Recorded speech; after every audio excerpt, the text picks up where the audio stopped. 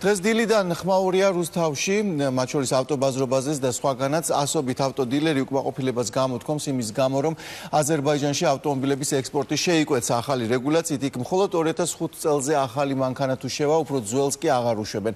ამაზე ჩვენ თვეების წინ ვსაუბრობდით, თუმცა ბევრმა ვერ გაითვალისწინა და ძველი ავტოები ჩაუწვა.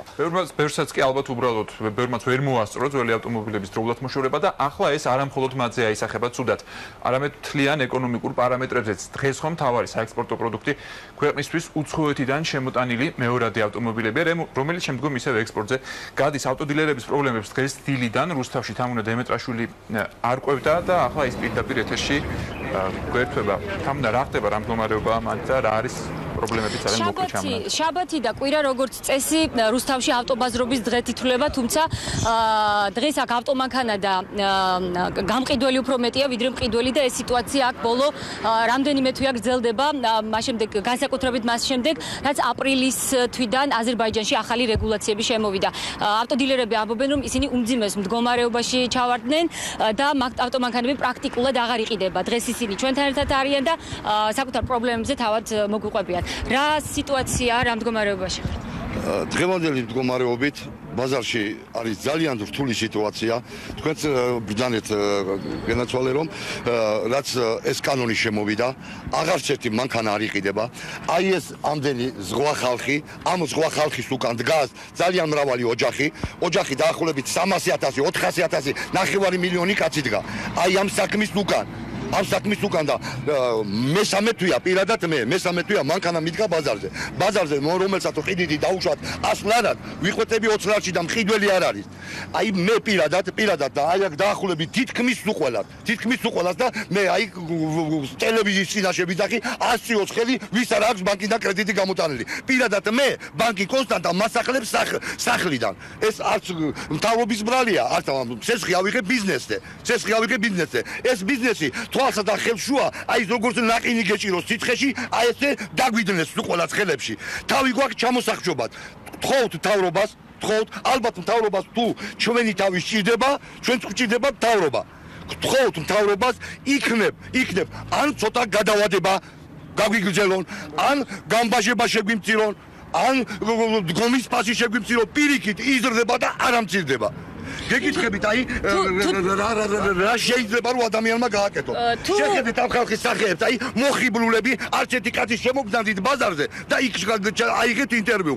ყველა დადებულია რუსაჭესთან თავი და ყველა ფიქრობს იმაზე, ხვალიდელი დღე რითი არსებობს. 200, 300, 500 ლარები გვაქვს ტერმინალში დგომის და გადასახდელები. და არც შანსი არ არის და არც პერსპექტივა არ არის რომ რამე გაიყიდოთ. როგორ ფიქრობთ, გამოსავალი რა შეიძლება იყოს, რა გადაწყვეტილებები? პირველ რიგში მთავრობას უნდა მიიღო ის ზომები, რომ წინასწარ გაეფრთხილებინა ყველა შემომყვანი, რომ 5 თვით ადრე მაინც და იმას არის ის სიტუაცია შეიქმნებოდა, რაც ახლა შეიქმნა. ეხლა გამოსავალი რა არის პირველ რიგში, ხო? მთავრობა, რომელსაც შეუძლია ეს ყველაფერი მოაგვაროს და გააკეთოს, პირველ რიგში შექმნას კომისია, გამოყოს, გამოვიდეს, შეხვდნენ, დაგველაპარაკონ, გადასავადებელია, გადაავადონ, გასაბაჟებელია, გაამბაჟონ. რა სხვა გამოსავალი აქ დღესდღეობით ვერ ხედავთ. არ არის რომ გადავავადოთ. პირველ რიგში ეგ არის. აქ არიან ხელოსნები, განამარტო ჩვენ დილერები ვართ. ხელოსნები არიან, ჯაჭვული რეაქცია, აწყობილი, რომელიც ხალხი არიან დასაქმებული უამრავი 30% საქართველოს ამ ბიზნესს დავსაქმით რა. ეს ყველაფერი იკეტება. მოდი სახელოსნოებში შეხედეთ, დაელაპარაკონ ხალხს, გაესაუბრონ. ეხლა მაინც და მაინც მარტო ის ხო უნდა გააკეთო, მარტო ჩვენო რა. ხალხი არის ძალიან ეს საგადასახადო ყველაფერი ჩვენი მხრიდან რო შედის, ხო? ბიუჯეტი აქედან იქნება. თუ ასე არ იქნება, არც ბიუჯეტი იქნება, არც არაფერი არ იქნება. არც პენსია იარსებობს და არაფერი რა. ჩვენ ეგრე ვფიქრობთ რა, ეგრე იქნება ალბათ რა. ბაზრის მანქანების ფასებზე თუ აისახა ეს სიტუაცია, რამენაირად გაიკლო ფასები. 2-3 დოლარით არის ყველა მანქანა დაკლებული, აბსოლუტურად ფასი. შეგიძლიათ შებრძანდეთ, ნახოთ ნებისმიერი მანქანი თუ და მაინც არის. არ იყიდება აბსოლუტურად, არც ერთი მანქანა არ იყიდება. არც ერთი მანქანა არ იყიდება. აქ დაიგო ყველაზე დიდი პრობლემა რა არის აი ამაზე საუბარია რომ მანქანები ნუ თათარი აღარ გაიყვანს დაუშვათ. ამაზე დიდი ხანია უკვე არის საუბარი, რამოდენიმე წელიწადია, მაგრამ იყო 1 იანვარი აქეთ-იქეთ, მაგრამ ნუ ეს ციცრუე გამოდგა ყოველთვის. ამიტომ ჩვენ გვჯეროდა მორიგის ციცრუე იყო და უბრალოდ არ დავიჯერეთ. აი 1 იანვარი ერთადერთი კარგი პერსპექტივა რომ აი 45 დღიანი მე ყოველ კვირაში ავდიოდი და ვკითხულობდი, ხო არაფერი დირექტივა მიგიღიათ იქ.